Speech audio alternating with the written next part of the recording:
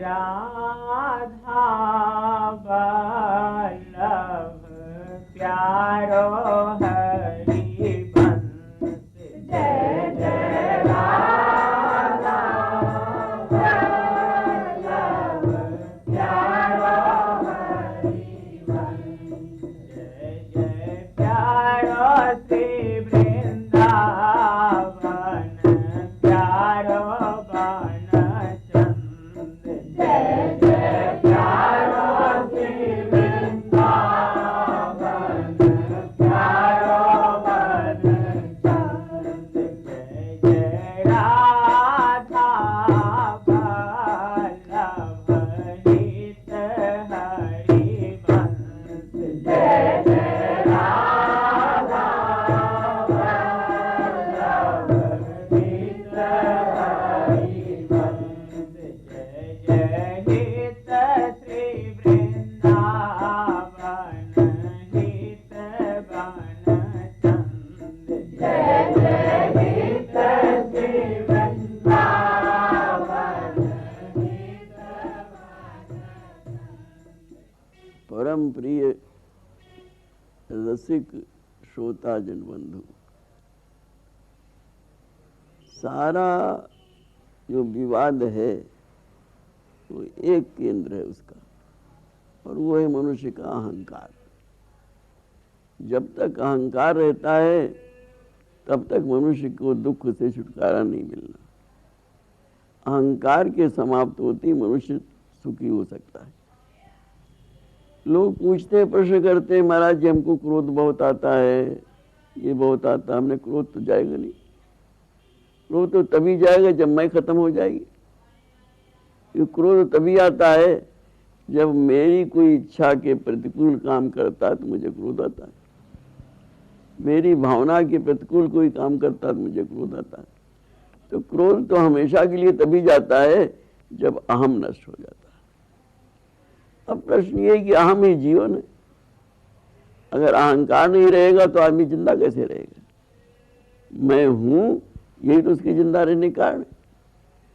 तो महापुरुषों ने कहा कि भाई अहंकार दो प्रकार का होता है, एक शुद्ध अहंकार, एक अशुद्ध अहंकार।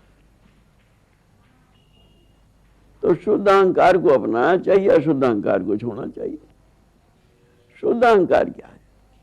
शुद्ध अहंकार ये है कि मैं सेवक और रघुपति पति हुए, मैं सेवक हूं और भगवान मेरे स्वामी। और अशुद्ध अहंकार क्या है? मैं स्वामी हूं। जितना भी विवाद है, जितने भी झगड़े हैं, इसलिए कि हमारे अंदर जो स्वामीपन का भाव है, ये जब नष्ट हो जाएगा तो विवाद अपने आप खत्म हो जाएंगे। मैं इस घर का स्वामी हूँ, मैं इस दुकान का स्वामी हूँ, मैं यहाँ का स्वामी हूँ, मैं वहाँ का। इसलिए स्वामी होने के नाते मेरी बात सबको माननी चाहिए। यही मैं है, यही अहंकार है।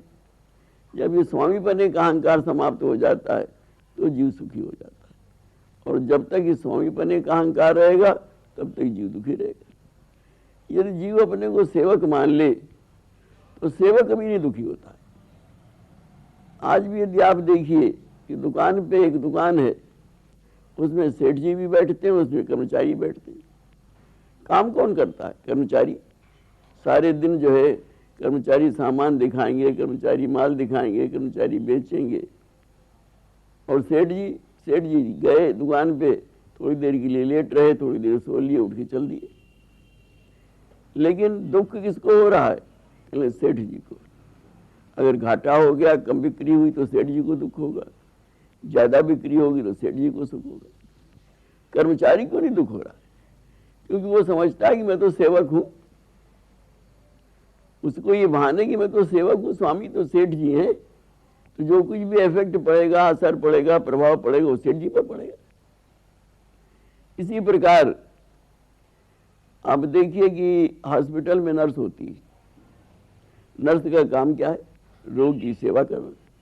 कितनी सेवा करती है कि कोई भी घर वाला उतनी सेवा नहीं कर सकता। पर अगर मरीज अच्छा हो जाता है तो नर्स को कोई खुशी नहीं होती, और मरीज मर जाता है तो नर्स को कोई दुख नहीं होता। क्यों? सुख दुख से परे नहीं है, लेकिन इसलिए परे कि वो सोचती है कि मेरी तो ड्यूटी है, मैं तो सेवक हूँ, इस हॉस्पिटल की मैं स्टाफ हूँ, मेरा तो काम ये रोज आते हैं रोज जाते हैं। तो भाई जिस दिन अपने अंदर से सेवक भाव आ जाता है उस दिन सब ठीक हो जाता है। अहम सुसेवक नित्य। जब अहंकार सेवक में बदल जाएगा तो मनुष्य को कोई दुख नहीं, और जब तक अहंकार स्वामी भाव लिए रहेगा तब तक दुख ही दुख है। सारा दुख इसी बात का है कि मैं इसका स्वामी हूँ, मेरे बच्चे को मेरा कहना मानना चाहिए, मेरी पत्नी को मेरा कहना मानना चाहिए, मेरे नौकर को मेरा कहना मानना चाहिए, मेरे जितने लोग उनको मेरा कहना मानना चाहिए। जब तक ये मैं रहेगा, ये कहाँ से उत्पन्न हो रहा है कि मैं स्वामी हूँ? स्वामी भाव जैसे जैसे शिथिल होता जाएगा और सेवक भाव बढ़ता जाएगा, वैसे ही जीव सुख की ओर बढ़ता जाएगा। तो नागरीदास जी बोले कि जब लग सहज न बदली, अब फुरे न जहां तहां भाव, पंथ पावनो कठिन है कीजिए कहा बनाओ। आज हम भजन नहीं कर रहे हैं, आज तो भजन के मार्ग पर चलने की तैयारी कर रहे हैं। बनाओ कहते हैं तैयारी को। ये जब कुछ भी हो रहा है, जप हो रहा है, तप हो रहा है, सेवा हो रही, पूजा हो रही, तो सब बनाव है, भजन नहीं। भजन कब होगा? जब सहज बदल जाएगा। सहज माने जब ये एक तो हमारा सहज होता है, जन्म से हमारे साथ सहज आया, वो सहज आके यहाँ बिगड़ जाता है। जन्म से कोई बच्चा जो है गलत नहीं बोलेगा, कोई बच्चा झूठ नहीं बोलेगा, कोई बच्चा बेईमानी, वो जानते नहीं बात। आगे चल के उसके जीवन में सारी बातें आ जाती हैं। कैसे आ जाती हैं? जैसा जैसा संग मिलता जाता है वैसी वैसी बातें आती जाती हैं। उसको सिखाया जाता है, टीच किया जाता है।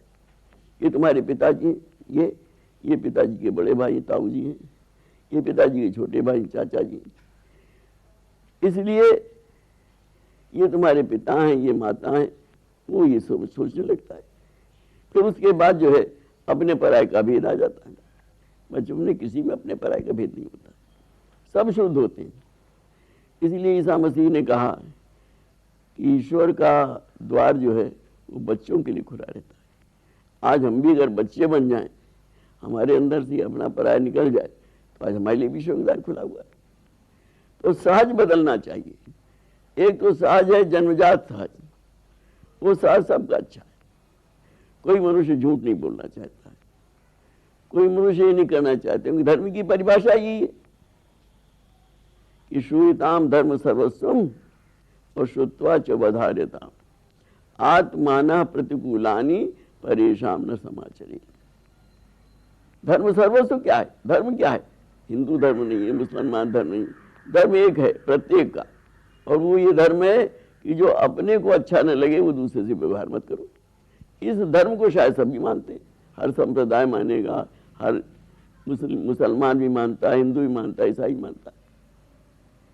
तो जो अपने को अच्छा नहीं लगता है, तो हमको तो चोरी करनी अच्छी लगती। हमसे कोई जोर से बोले, क्या कहेंगे? देखो जोर से मत बोलो, हमको जोर से बोलना चाहिए।